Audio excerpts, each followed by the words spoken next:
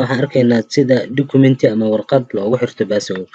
Waxaa laga yaabaa in kombiyuutarka aad isticmaalayso ay kula isticmaalayaan dad saaxiibada ama asxaabtaada, markaasna aad rabto in xogahaada qaarkood aad ayaga ka qarsato.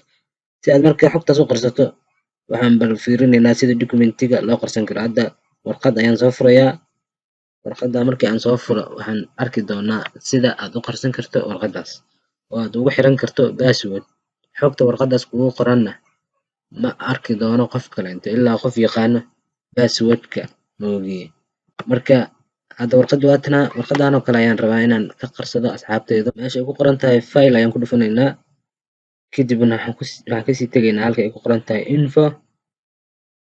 Saddexdan qodob ayuu kuu soo saaray. Waxaan ka dooranaynaa midka u sarreeyo oo protected document ah. Asagaas ayaan ku dhufanaynaa.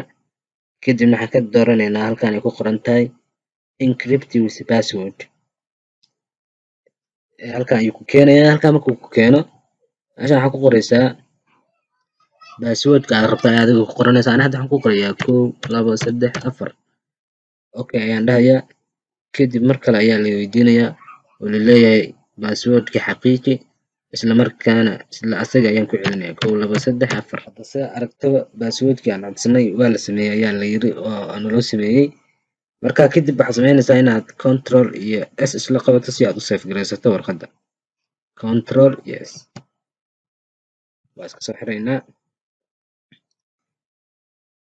Save dheh. Haddii aan furno warqaddii aan soo furno, waxaa nala weydiinayaa password. Sida aragtaba warqaddii markii aan soo furnay, xogta uma gudbi karno ilaa inaan password galino moogiye. Marka hadda password ayaa nalooga baahan yahay. Qof walba oo raba inuu warqaddan akhristo ama furtana sidan oo kale ayaa loo weydiinayaa.